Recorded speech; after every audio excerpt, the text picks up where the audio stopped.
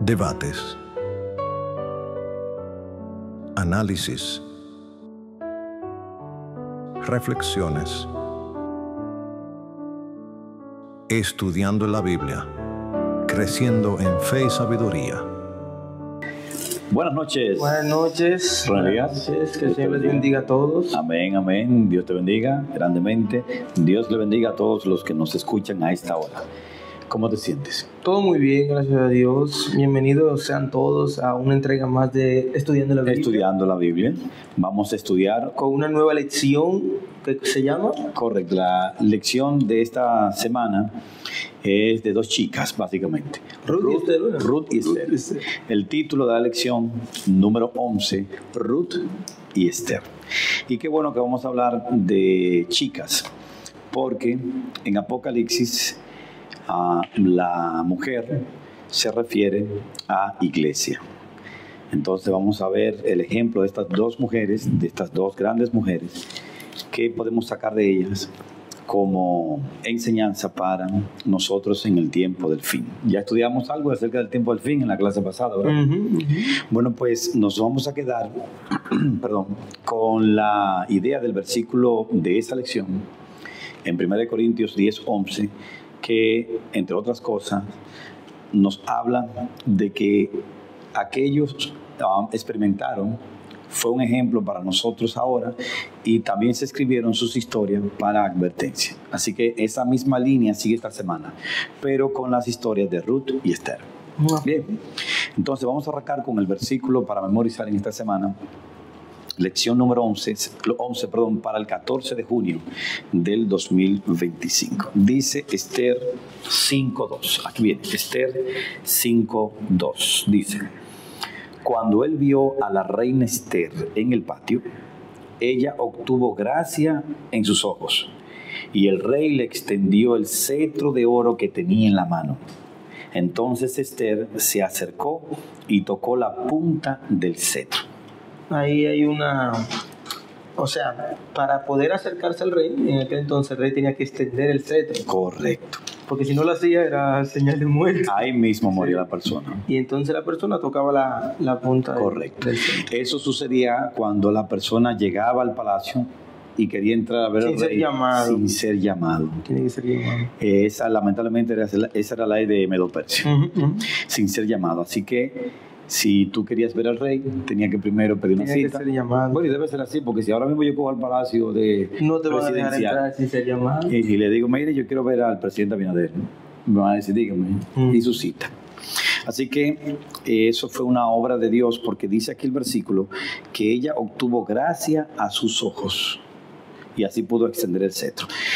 Hay otra parte importante de la ley de Medo-Persia, y era lo siguiente, que era famosa la expresión de que la ley de Medo-Persia no podía ser revocada. Si un rey dijo es blanco hasta el final. Eso es importante porque vamos a ver con el ejemplo de Esther un decreto que no podía ser revocado. Ni el mismo rey podía echarlo hacia atrás. Bien, por todo eso vamos a aprender y vamos a ver qué lección sacamos de ella. Vamos a la lección del domingo, ¿verdad? Muy bien. La lección del domingo, que se titula Hambre en la casa del pan. Imagínate que en una panadería tú llegues y haya de todo menos pan. O no haya nada, ni siquiera pan. ¿Verdad? Claro. En una panadería tú no vas a encontrar ropa, es pan.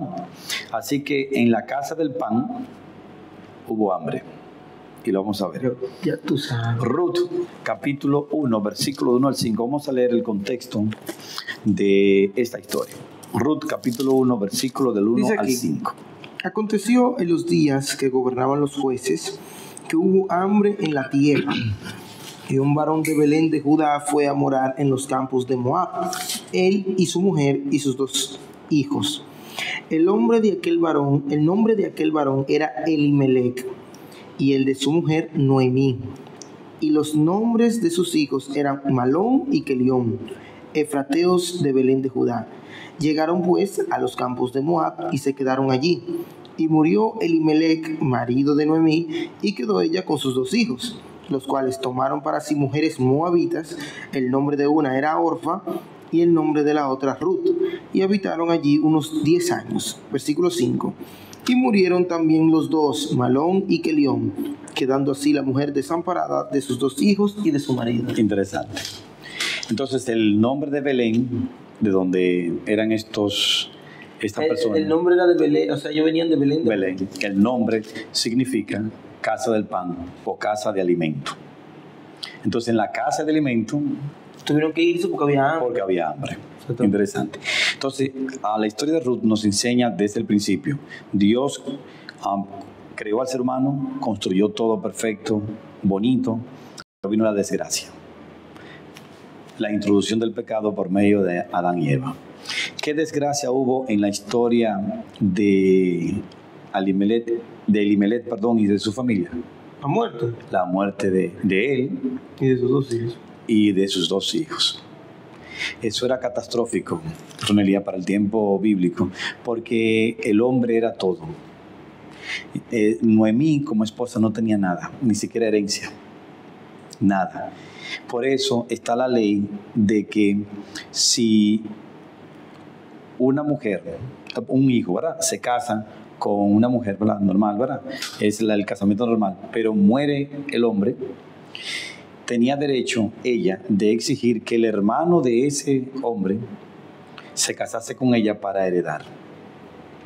Por ejemplo, tú te casas, muere, Dios te libre mal, tu hermano yo tenía el deber de que mi otro hijo, tu hermano, se case con esa mujer.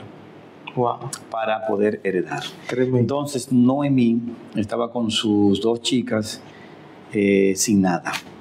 Básicamente las 3. Correcto. Las 3, correcto. Entonces decidieron regresar. Pero fíjate que el regreso de ellas, y yo te voy a hacer una pregunta, el regreso de ellas fue mejor que la salida cuando estuvieron todos junto con el esposo. O sea, su regreso a Belén. Sí, el regreso de Noemí de los campos de Moab a Belén fue en mejores condiciones que su salida de Belén. Claro que sí, porque dice que ella escuchó que Belén tenía. Pero ¿cómo venía? ¿Venía mejor? Bueno, salieron 4 y volvió 1. Yo creo que no salió bien, ¿no? No salió muy bien. Yo creo que ella regresó peor que cuando salió.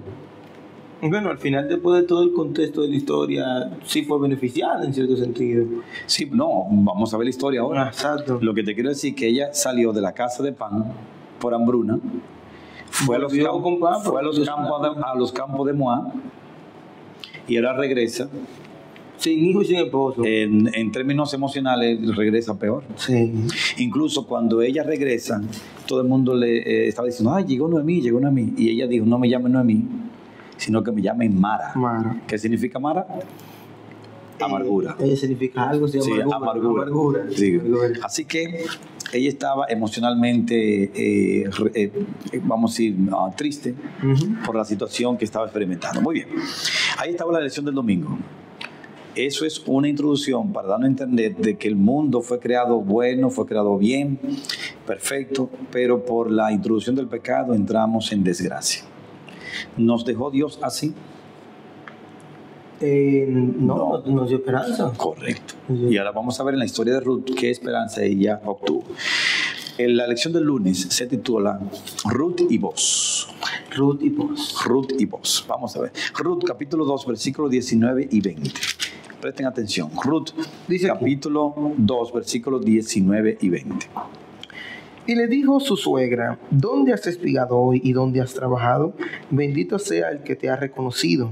Y contó ella a su suegra con quien había trabajado y dijo, el nombre del varón con quien hoy he trabajado es Boz. Y dijo Noemí a su nuera, sea él bendito de Jehová, pues que no ha rehusado a los vivos la benevolencia que tuvo para con los que han muerto. Después le dijo Noemí, nuestro pariente es aquel varón y uno de los que pueden redimir. Increíble. Así que Ruth sale a buscar, vamos a decir, comida, buscar trabajo, y encuentra un lugar para espigar. ¿En qué consistía eso? En que Recoger espigas. sí, pero no formalmente. Ella se quedaba detrás de los segadores recogiendo la sobra. Exactamente. Sí, eso era parte de la ley judía, para evitar que nadie pase hambre extrema. Entonces, al capataz le gustó la forma de trabajo y finalmente el dueño era Boz. Pero yo no sabía que Boz tenía que ver nada con su esposo que ya había muerto. Pues cuando Noemí se entera de que Boz, quien le está dando... Dice, bendito sea. Correcto. ¿Por qué? Porque él podía Redimirlo. Él podía ser un candidato a casarse con ella. Y Boz no le cayó mal. Así nos ponemos nosotros también cuando el Señor nos redime del pecado. Ay, sí. No, Jesús es Boz en este caso. Jesús es Boz. Representa Boz. Y eso, por eso es que sacamos muchas lecciones de esa historia. Así que está el ideal para Ruth, porque también ellos se vieron bien, cayeron bien. A Boz le gustó a Ruth y Ruth a Boz. Bueno, pues Noemí estaba contenta, pero hay un problema. Fulano. No, espérese, sí, hay un problema un poquito extraño, pero es un problema. Y lo vamos a ver en la siguiente historia, en la parte del martes. Vamos rapidito porque estamos sacando provecho a la parte más importante. Martes, Boz como redentor. Es la elección del martes. Boz como redentor. Entonces, ¿cuál era el problema? De que había otro pariente más cercano que Boz, que era fulano. Que Boz. Literalmente se llamaba así, fulano. Sí, no dice el nombre. ¿No se llamaba así? Bueno, dice fulano y de ahí lo tomamos. Fulano, sí, dice fulano. Fulano. ¿Qué nombre fulano dice? Fulano, señores, increíblemente, fulano representa a Satanás. ¡Wow! Increíblemente, oigan esto y entiéndalo bien. Dios creó al mundo. Adán y Eva lo dañaron por su desobediencia. Viene Cristo y Cristo se hace pariente. Cristo es nuestro hermano, se hizo carne. Pero ¿qué pasa? Hay uno que lo reclama como suyo. Hay uno que no es Cristo, que reclama al ser humano como que le pertenece y tiene derecho. Tanto derecho tiene que hay un episodio que lo vamos a leer ahora brevemente, porque es un solo versículo lo que destaca todo eso, de que ese individuo, ese ser llamado Satanás, reclamó el cuerpo de Moisés cuando murió y vino Cristo con los ángeles a resucitarlo y llevárselo al cielo. Entonces, Satanás le reclamó a Jesús que no podía llevarse el cuerpo de Moisés. ¿Por qué? Porque le pertenecía. Y Cristo no entró en discusión con él. Y Cristo no entró en discusión con él. Hay una razón por eso. Pero vamos a leerlo para que veamos. Judas 9 nos da a entender por qué la historia de Ruth. Judas 9. Sí, Judas 9. Versículo 9. Versículo 9. Judas 9. Bueno, no tiene capítulo. En la semana pasada tú me sorprendiste, pero yo te sorprendí. Ok, claro. Judas 9. Dice: pero cuando el arcángel Miguel contendía con el diablo, disputando con él por el cuerpo de Moisés, ahí está, no se atrevió a proferir juicio de maldición contra él, sino que dijo: el Señor te reprenda. Interesante. También lo hizo cuando Cristo lo estaba tentando. Sí, en la lección del miércoles vamos a ver algo de eso. Okay. Pero lo que nos llama ahora la atención es que ¿por qué Satanás reclama el cuerpo de Moisés? A ver. Eso es por el asunto mismo del pecado. Que la paga del pecado es la muerte. Es la muerte. ¿Y quién es el rey o el que tiene dominio de la muerte? Es Satanás. Entonces el dominio de Satanás, el reino de Satanás, del cual no podemos escaparnos, es la muerte. Tanto muere el cristiano como muere el impío. Tú dirías, bueno, el cristiano no debería morir porque Cristo ofrece vida. Sí, ofrece vida y nos da vida, pero nos libra de la segunda muerte, como dice Apocalipsis 21. Nos libra de la segunda muerte. De la primera muerte, que es esta, no nos libra porque Dios dijo que íbamos a morir. Entonces Satanás se hace dueño por derecho, dado o entregado por Adán y Eva. De manera parcial. De manera parcial por lo que ya Cristo hizo. Sí, pero en ese momento todavía Cristo no había muerto. Para el momento en el que Moisés murió y Cristo quiso llevárselo. Okay. Entonces Satanás tenía derecho a decirle, mira, tú no te lo puedes llevar, él me pertenece, nadie ha resucitado por él, dime, ¿por qué te lo llevas? Por eso entonces todos los que murieron antes de que Cristo no tendrían esperanza, ¿no? Bueno, claro, pero por eso, no que no tenía esperanza, sino que no podía llevárselo a Cristo. Okay. Por eso Cristo no profirió ningún juicio de maldición contra él. Solamente dijo, Jehová te reprenda. Jehová te reprenda. Es decir, tranquilo, yo sé lo que hago. Tiempo después ya sabemos que Cristo vino, murió por nosotros y resucitó. Y ya entonces Moisés tiene derecho a estar en el cielo. Claro. Cristo se lo llevó por adelantado. Sí, exacto, por adelantado. Así que fiado. Hizo un fiado, ¿verdad? Claro. Correcto. Igual que Enoch también fue llevado al cielo, pero Sí, siempre pero no vio la muerte. ni Elías tampoco. Ni Elías también. Exacto, ni Elías tampoco. Entonces, ¿quién ha sido el único que fue llevado al cielo luego de morir? Moisés. Por eso Moisés aparece en el momento de que Cristo se transfigura, en el monte de la transfiguración, aparece Moisés con Elías. Moisés representa a todos aquellos que mueren y serán resucitados. Claro, creyendo de que Cristo los resucita o los sana. Entonces, fulano, el de la historia de Ruth, tenía derecho de decir, no, ella me pertenece a mí. Y vos sabías que si él veía la tierra que le tocaba, lo iba a hacer. Sí. Sin problema. Correcto. ¿Qué sucedió? Sí. Aunque en el relato histórico no llegamos a ese punto, pero lo podemos decir en forma verbal. Lo que quieran leerlo está en Ruth 4. En Ruth 4. ¿Qué sucedió entonces? No, vos se sienta. Se sentaron a la puerta de la ciudad. Fulano pasó por ahí, fulano, acabamos de hablar un ching. Sí. Entonces, en el proceso, él le presenta el asunto y... Tú eres el pariente más cercano. El pariente más cercano, ¿sabes? Te toca la tierra. Ah, sí, él dijo que sí. Pero él no se quedó solamente en la tierra, él después le vino. Y le dijo, mira, te toca Ruth también. Parece. Cuando él le presenta a la mujer, el fulano echó para atrás. Parece que era moabita también. Echó para atrás.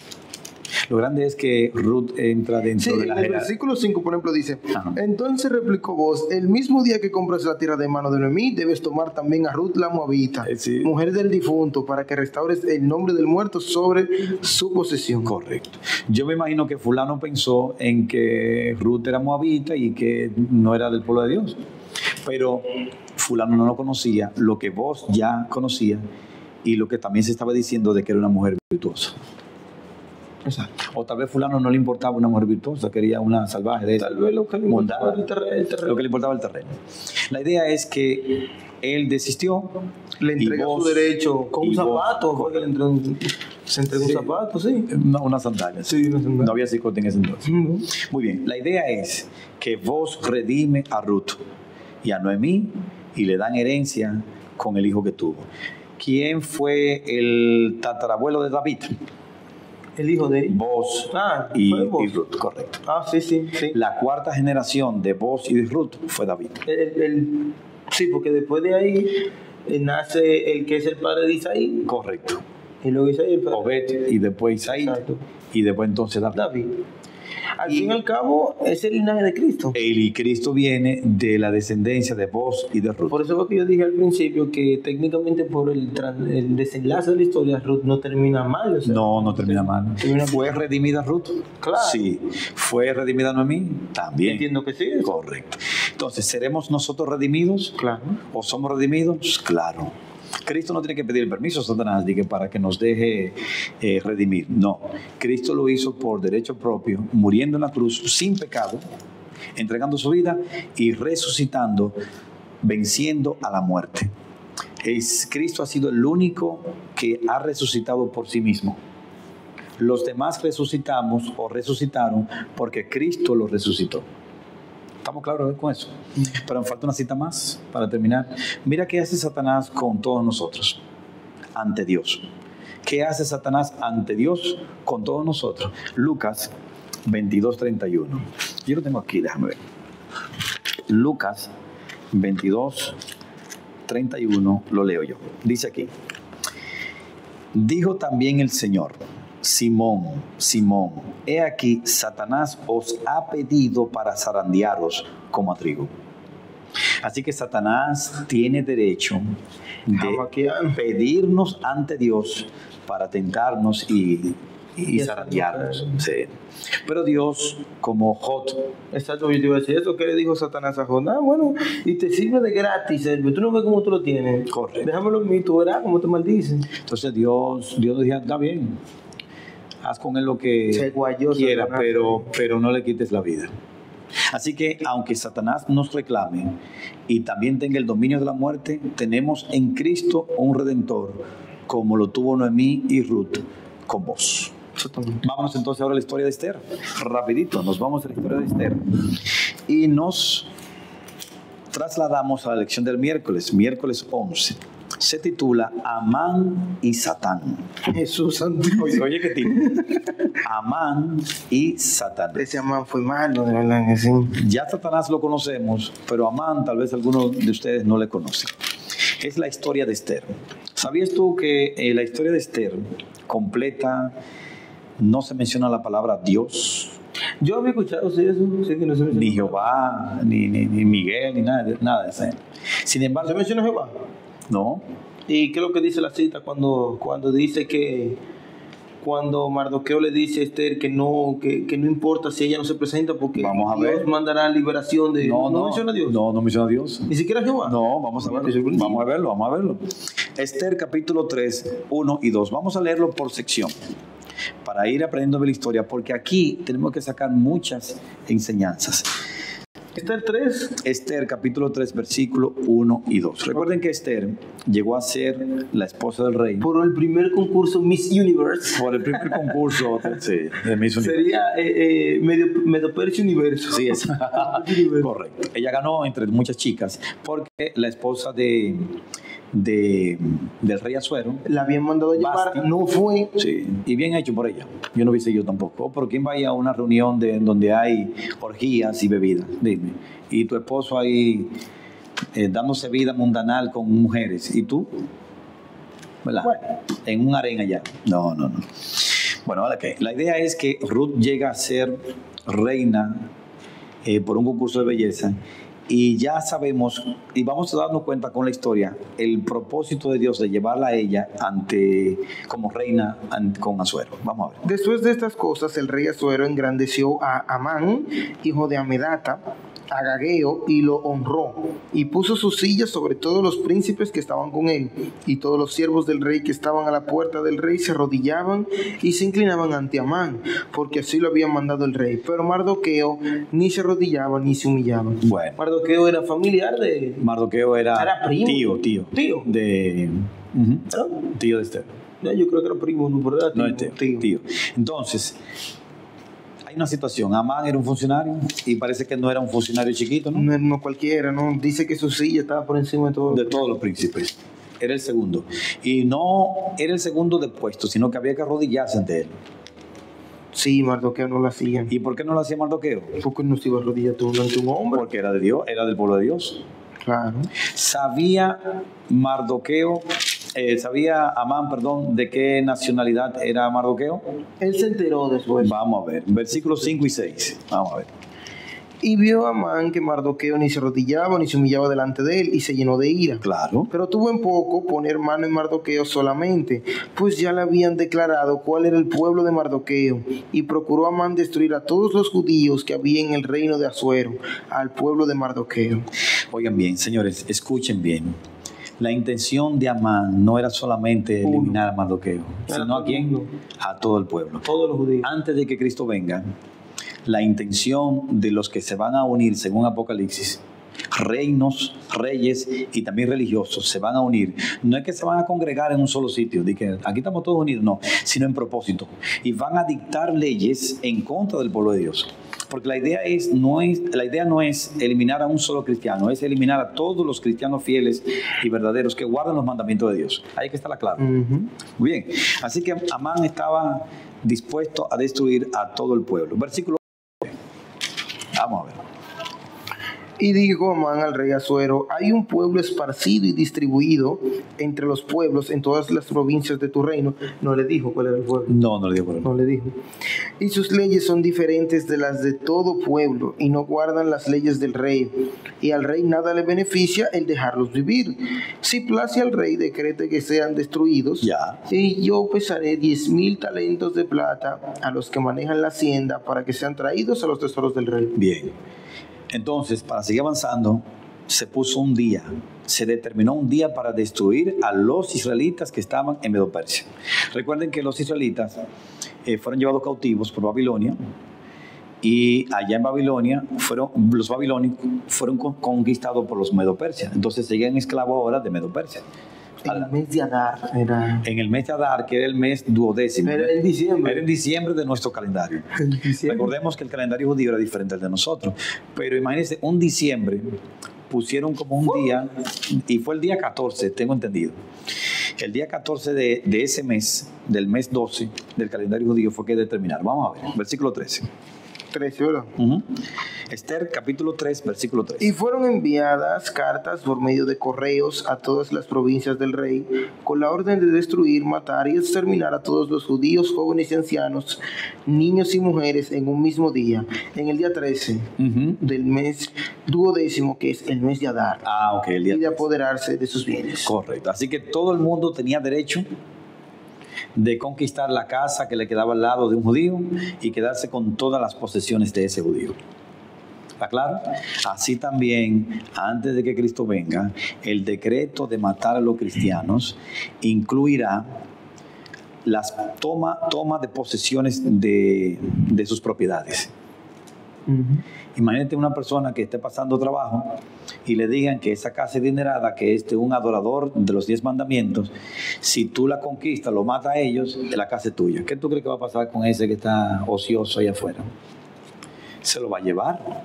Ya encontré el versículo del que estaba hablando. Dígalo. Sí, que es el versículo 14. Ajá. Que dice, y no menciona a Dios ni a Jehová, es cierto. No. Porque si callas absolutamente en este tiempo, respiro y liberación vendrán de alguna otra parte para los judíos. Yo creo que él decía que Jehová proporcionará respiro y liberación. No.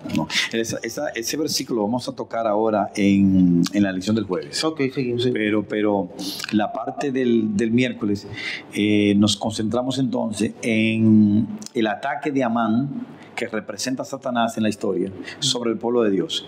Ahora, yo voy a hacer una pregunta.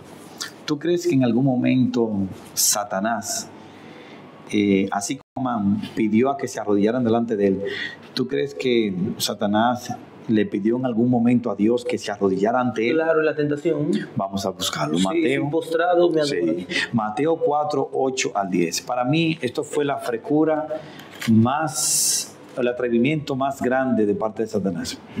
Decirle, él como creador, Mateo 4, del 8 al 10, en el momento de la tentación a Cristo, decirle él como criatura al creador que se arrodilla ante él, óyeme, se pasó. Yo creo que los ángeles y los seres de otro mundo quedaron horrorizados cuando Satanás le hizo esta propuesta a Cristo. A ver, Mateo 4, del 8 al 10.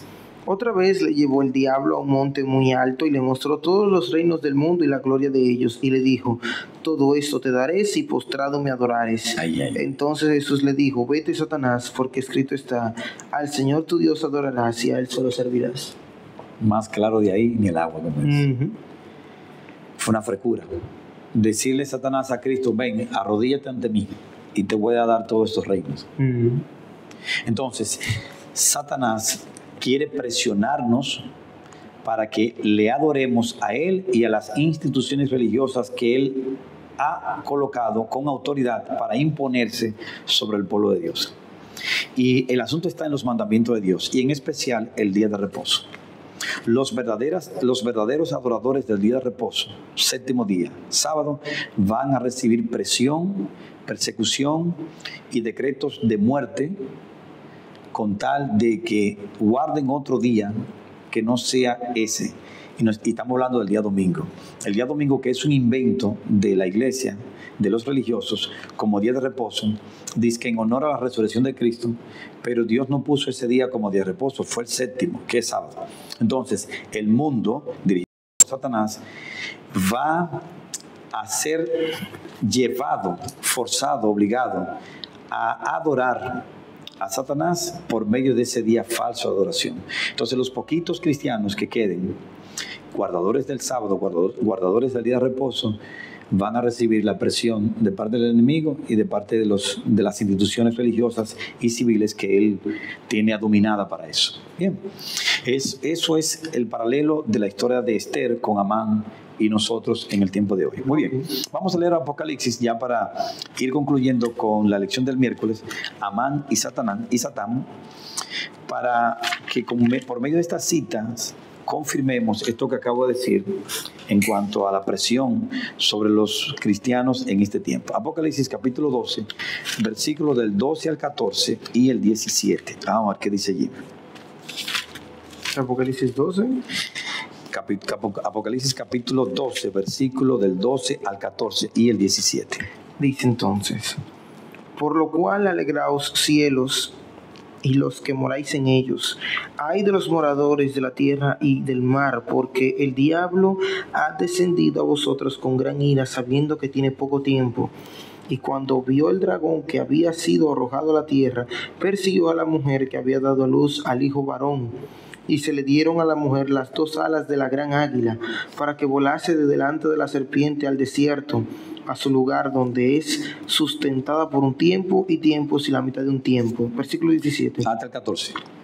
Okay. Exacto, versículo 17. El versículo 17, muy bien. Entonces el dragón se llenó de ira contra la mujer y se fue a hacer guerra contra el resto de la descendencia de ella, los que guardan los mandamientos de Dios y tienen el testimonio de Jesucristo. Correcto. Entonces, Satanás una vez fue expulsado del cielo, que ocurrió después de la muerte de Cristo. Después de la muerte de Cristo, Satanás fue expulsado del cielo definitivamente. Descendió con gran ira, sabiendo que le quedaba poco tiempo. Y todavía le quedaba. Y si ya en aquel entonces le quedaba poco tiempo, ahora le queda mucho menos. Claro, mucho menos. Entonces su guerra fue contra la mujer. No pudo, que huyó al desierto. Se le escapó. Pero la mujer se dañó. En el desierto la mujer se dañó. En el Apocalipsis 17 aparece la mujer ebria, con la sangre de los santos. Es decir, esa mujer que representa a la iglesia persiguió a la iglesia, persiguió a los cristianos. Ajá. Es decir, la iglesia se persiguió a sí misma, por decirlo así. Okay. Persiguió a los cristianos y se dañó en el desierto. Pero mira contra quién es la guerra en el versículo 17. Es contra la descendencia. Es con el resto que quedó de ella. Es decir, sigue siendo la misma mujer hoy en día, la misma iglesia, pero una versión de lo que resta. Su descendencia. La iglesia se dañó, vinieron hijas que son los reformadores.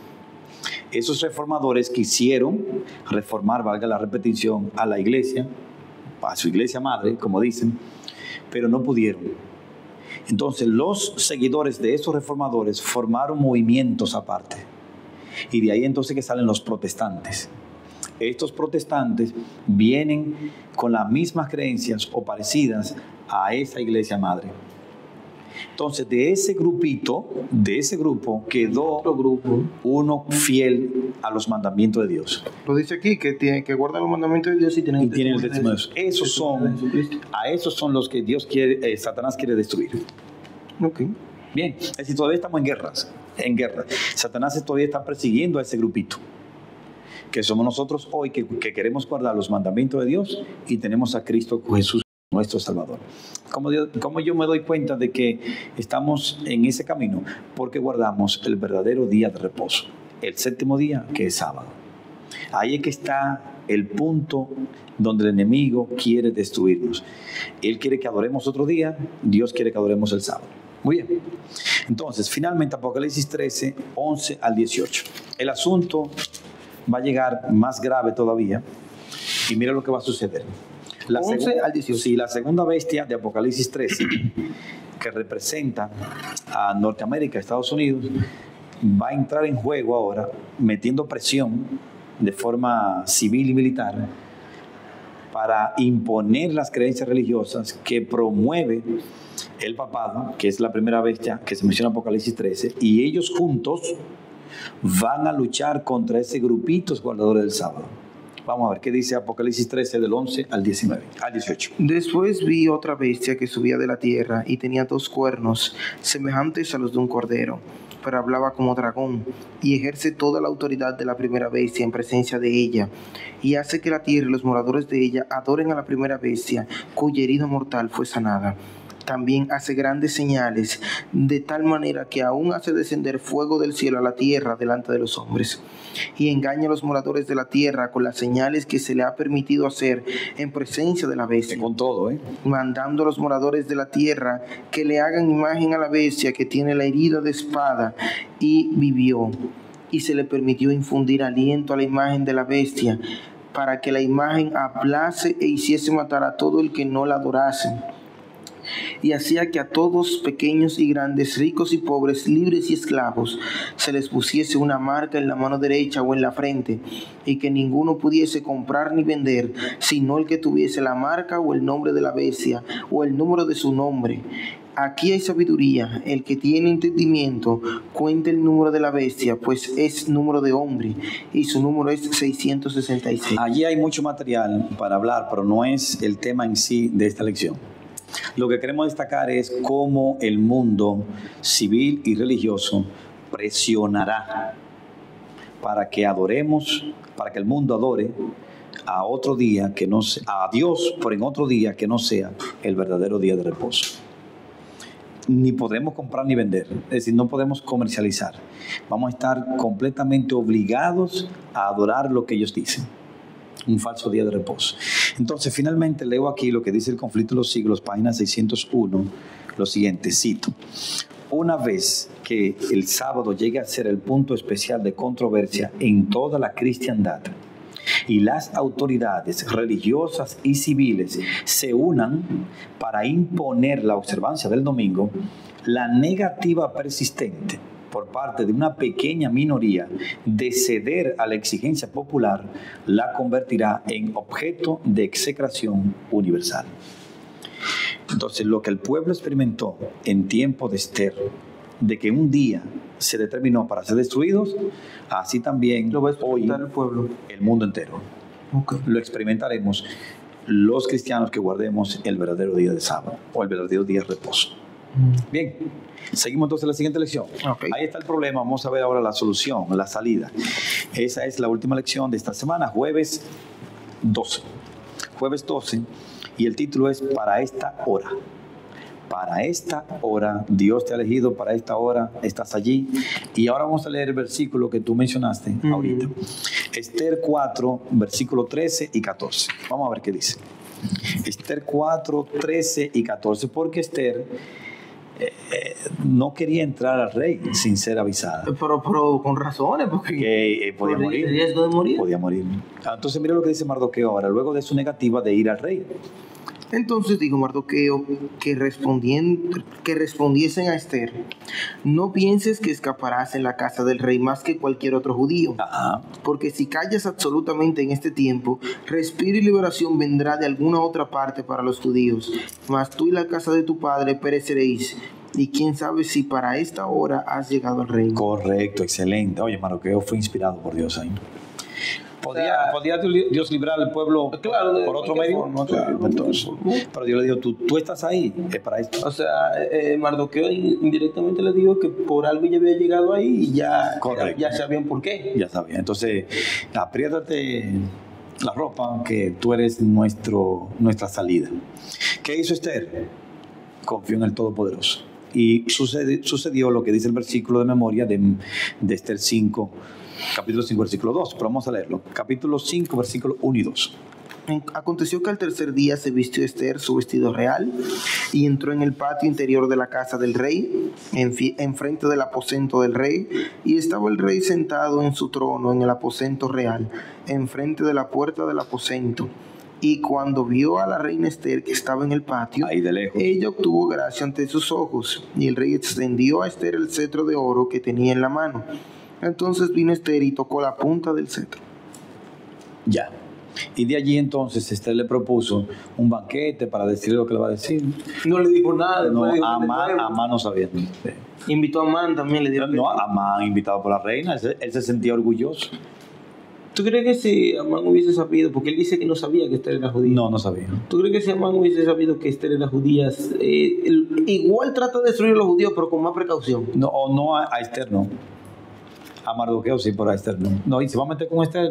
O sea, probablemente él solamente hubiese atacado a Mardoqueo, ¿no? Y ya. O al pueblo, pero a Esther no. A Esther lo hubiese dejado. Y es fácil. Bueno, pues entonces en un segundo banquete, ahí le declaró qué era lo que estaba sucediendo, de que había uno en su gobierno que quería destruir al pueblo de ella. Y cuando el rey supo que era Amán, hasta de la sala salió. Entonces Amán murió ahorcado en la misma horca que tenía. Él había preparado una horca para Mardoqueo. Para Mardoqueo. Y alta, bien alta, para que la viera todo el mundo. Lo ahorcaron ahí. O para que la viese todo el mundo, perdón. Es muy interesante la historia de Esther. Yo recomiendo que la lean. Claro, que la lean porque hay muchos giros de trama, muchas cosas. Amán al fin y al cabo termina haciéndole un bien a Mardoqueo, porque recuérdate que Mardoqueo denuncia un conflicto, un motín que le iban a hacer al rey. No, pero no fue Amán que él hizo el bien, ¿no? No, o sea, claro, porque Amán mandan a Amán a que lleve a Mardoqueo por todo. Fue una orden del rey. Exacto, bueno, pero porque le de Amán, él mismo Amán sugiriendo, dice que tiene que ser transportado por un oficial de mucho rango. Pensando que era él que se le iba a honrar. Claro. Es muy, muy bonita la historia de Esther. Yo recomiendo que la lean. Correcto. Bueno, pues entonces finalmente el decreto, había que hacer un decreto porque no se podía quitar el decreto del día señalado, el día 13 del mes 12º, para matar a los judíos. Ya había sido sellado por el rey. Y audazmente, el rey lo que le dice, no defiendan. Exacto. El rey lo que dijo, vamos a hacer un decreto para que el pueblo pueda defenderse. Pero yo no quiero saber, y entonces Amán era el líder de esa revuelta, pero ¿quién iba a atacar al pueblo entonces? Claro, Amán era el segundo del reino. Sí, pero yo me explico. Los soldados, todos. El reino de Medo-Persia estaba bajo Amán, con el sello, él tenía el sello del rey. Bueno, el ejército se preparó ese día y... No, cuando el ejército vio que podían defenderse y que era un decreto del rey y que el rey quería que el pueblo quedase bien, no tuvo apoyo. ¿Y quién del pueblo se iba a atrever a luchar contra los judíos si el rey no quería eso? Exacto. El asunto es que en este caso Dios permitió que el rey decretase que podían defenderse, pero en el caso de ahora, con nosotros, nuestra defensa no es personal, es de Cristo. No es de Cristo. Porque dice Apocalipsis que la lucha es contra el Cordero. Y que dijo que nosotros vimos la semana pasada que nosotros tenemos que estar tranquilos. Ya. Y confiados. Exacto. Entonces no vamos a salir con machete ni con pistola a dispararle a todo el que venga encima de nosotros, sino que Dios nos dará la salida en el momento oportuno. Bien.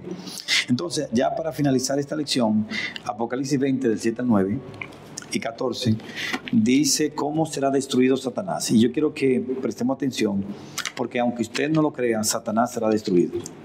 Apocalipsis capítulo 20, versículos 7 al 9 y 14. Lástima que también serán destruidos los que le hagan caso a Satanás, porque lamentablemente tienen pecado y el pecado tiene que ser destruido completo. Pero Cristo está llamándonos hoy para que ese pecado que hay en nosotros sea quitado por Cristo y no seamos destruidos junto con Satanás. Versículo 7. Cuando los 1000 años se cumplan, Satanás será suelto de su prisión y saldrá a engañar a las naciones que están en los 4 ángulos de la tierra, a Gog y Magog, a fin de reunirlos para la batalla, el número de los cuales es como la arena del mar. Y subieron sobre la anchura de la tierra. ¿Cómo es? Versículo 7 y 9. Y subieron sobre la anchura de la tierra y rodearon el campamento de los santos y la ciudad amada. Y de Dios descendió fuego del cielo y los consumió. Ahí está. Versículo 14. Consumido. Y la muerte y el Hades fueron lanzados al lago de fuego. Esta es la muerte segunda. Ahí está. Así que Satanás será destruido junto con todos los malos y esa es la muerte segunda. Ahora, todo ya en candela, por decirlo así, todo con fuego y azufre. ¿Qué va a pasar? Capítulo 20, versículo 1 del capítulo 21.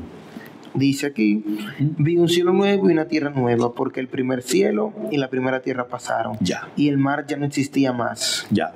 Entonces habrá cielo nuevo, tierra nueva, ciudad, la nueva Jerusalén, sin pecado, sin Satanás, con Cristo por toda la eternidad.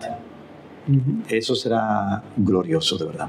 Podremos conversar con los seres de otro mundo, con los ángeles que no cayeron, con nuestro ángel guardián, con todos los seres queridos que serán salvos, con los personajes bíblicos que también serán salvos. Todo eso será glorioso. Muy bonito. Así que la historia de Esther y de Ruth nos enseñan que no importa lo difícil que se ponga la situación, Dios tiene una salida, es nuestro redentor y nuestro pariente. En Ruth más cercano. vemos redención y en Esther vemos liberación. Liberación, correcto. Cristo Jesús está hoy a la diestra del Padre y Cristo, te voy a hacer una pregunta, ¿Cristo intercede por nosotros como Dios o como hombre?